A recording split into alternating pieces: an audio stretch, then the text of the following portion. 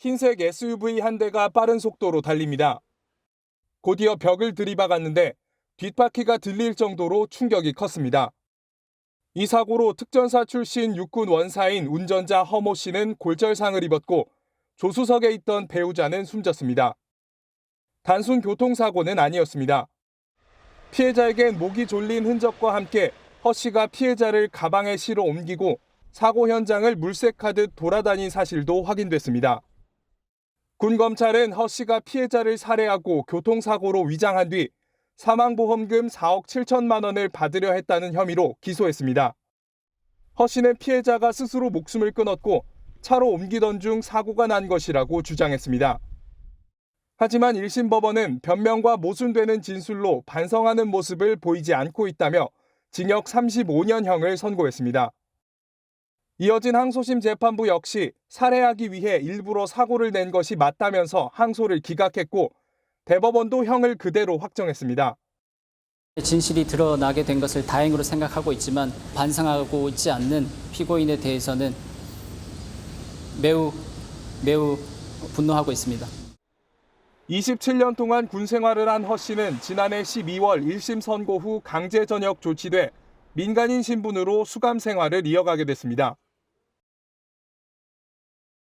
지난해 3월 강원도 동해에서 일어난 일입니다. 영상이 하나가 준비됐는데요. 네. 그거 보시고 말씀 이어가도록 하겠습니다. 네네. 네, 새벽 시간입니다. 빠른 속도로 달리던 승용차 보이시죠? 속도를 줄이지 않더니 그대로 도로 옹벽을 세게 들이받습니다. 어머나. 차량 뒤편이 들릴 만큼 그러네요. 아주 큰 충격이었는데요. 네. 당시 차 안엔 40대 부부가 탑승해 있었고 안타깝게도 조수석에 있던 아내는 사망했습니다.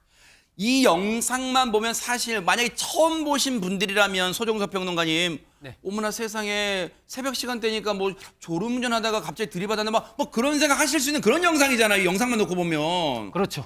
그런데 이제 단순 교통사고라고 보기에는 여러 가지 의문점이 있었던 거예요. 왜요? 경찰이 보기에. 첫째는 이게 막 발목뼈가 막 피부를 뚫고 나올 정도로 골절상을 당했는데 아. 그거 외에는 다른 혈흔은 없었던 거예요. 어? 다른 혈흔은 없었고, 그러니까 교통사고라고 보기엔 우리가 보통 생각하면 저렇게 부딪히면 뭐 발목뼈뿐만이 아니라 여러 곳에서 그렇죠. 몸에 그 흔적을 느낄 수가 있는데 그렇죠. 경찰이 보니까 그렇지 않은 거예요. 어? 다른 외상이 없는 겁니다. 어허. 그리고 이 장소 자체가 뭐 어떤 굉장히 뭐 내리막이 심한 곳이라든지 어허. 또 남편이 어떤 뭐 음주 술을 많이 먹어서 제어를 잘 못하는 그런 상황에서 운전을 했다는 그런 것도 아닌 거예요. 그런 것도 아니에요? 네, 그러니까 경찰로서는 이거 뭔가 이상하다. 어허. 그래서 결국 경찰은 국과수에 부검을 의뢰를 한 거죠. 아하. 그런데 보세요.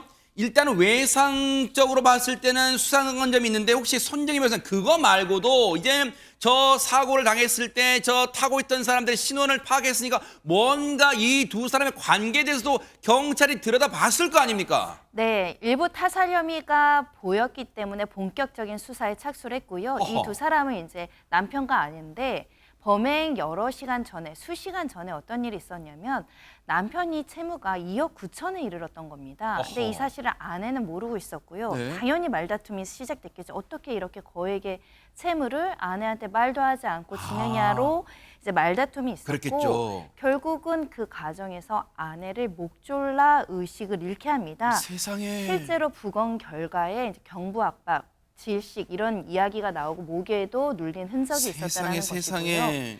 그 끝에 여행용 가방에 이 쓰러진 아내를 닮아서 본인의 승용차로 이동을 했고요. 어머나. 그리고 나서도 주변을 여러 번 배회했다라고 합니다.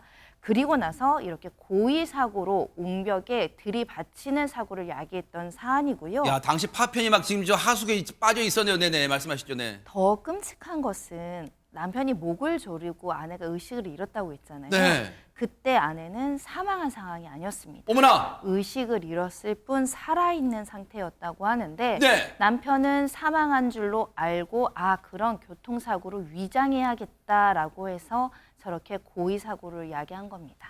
이게 다 하재근 평론가님 국과수가 부검을 해봤더니 세상에 그 아내분은 당시에 사고가 저 차량 사고 났을 때 저 남편이 옹벽을 들이받았을 당시에도 멀쩡히 살아있었다는 걸 지금 밝혀낸 거잖아요, 지금 이게. 그렇습니다. 그러니까 단순히 의식을 잃은 차원이었다고 한다면 혹시 그 차량으로 이동하는 가운데 의식이 잠깐이라도 돌아왔을 가능성도 있잖아요. 있잖아요, 네. 그 아내가 얼마나 그 안에서 무서웠겠는가. 그 세상에. 공포심이라든가 절망감이라든가 너무나 좀 무서운 사건인데 이 사건이 이제 사건을 저지르고 나서 네. 그 다음에 보인 이 남편의 행태도 정말 천인공노할 행태를 보였는데 왜요? 이 남편이 뭐 어떻게 했냐면 이제 사건 발생하고 나서 나도 다쳤다라고 얘기했었거든요. 나도 내 몸을 추스르지 못할 정도로 다쳤다라고 얘기했었는데 그 상태에서 이 남편이라는 사람이 제일 먼저 했던 일이 뭐냐면 뭡니까?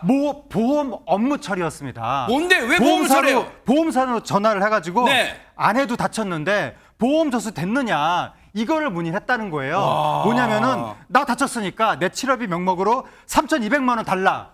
그리고 아내 지금 숨졌으니까 사망보험금 명목으로 4억 7천만 원 달라. 이거를 업무를 처리를 하려고 했었는데 결국 미수에 그쳤습니다. 김묘성 기자님, 아내를 숨지게 그냥 아내가 무슨 병으로 숨져도 이따위 짓을 하면 그게 사람이 하고 이 소리를 들을 판에 자기 손으로 아내를 숨지게 해놓고 제일 먼저 한다는 짓이 보험사에 전화해서 사망보험금 탈수냐고 물어봐요. 이게 사람이에요, 이게 진짜? 그렇습니다. 그런데요, 이 남성 수사 과정에서도 굉장히 기막힌 태도로 일관합니다. 일단 처음부터 혐의를 모두 부인했습니다. 그리고 수사가 시작되자 계속 말을 바꾸면서 이상한 변명을 늘어놓습니다. 하하. 일단 처음에 변명은 이러했습니다. 뭔데요? 졸음운전을 했다라는 내용이었습니다. 그런데 또 말이 곧 바뀌어요. 또요? 어떻게 바뀌냐면 아내가 집에서 이미 사망한 상태로 발견이 됐고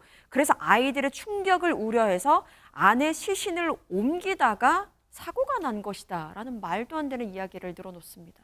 진짜 이 인간은요, 짐승만도 못해요. 근데 짐승만도 못하다 그러면 여러분 아시죠? 요즘 짐승도 화를 내. 왜 우리한테 만만한 우리한테 뭐 비유를 하냐? 이건 짐승도 못하 이런 왜 우리한테 비유해? 정말 짐승도 화를 낼 거예요. 손정희 변호사님 진짜. 재질이 굉장히 좋지 않다고 봐서요. 검찰에서는 30년을 구형했는데 재판부는 35년형, 구형보다 더 높은 선고형을 선택을 했습니다. 그 이유는 말씀하신 것처럼 범행을 끝끝내 부인을 했고요.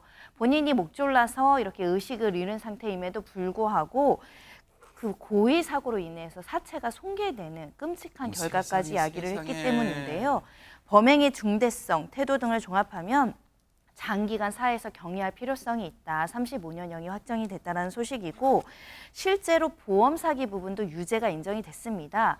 이 계획적인지 우발적으로 범행을 이루었는지는 여러 가지 주장이 있을 수 있지만 이 아내가 사망했는데 보험금을 편취할 생각까지 한다는 것은 세상에. 인간으로서의 도리를 저버렸다라고 볼 여지밖에 없는 것이고요. 또 군인 신분이었죠. 육군 언사였습니다. 세상에. 이 신분도 제적이 된 상황입니다.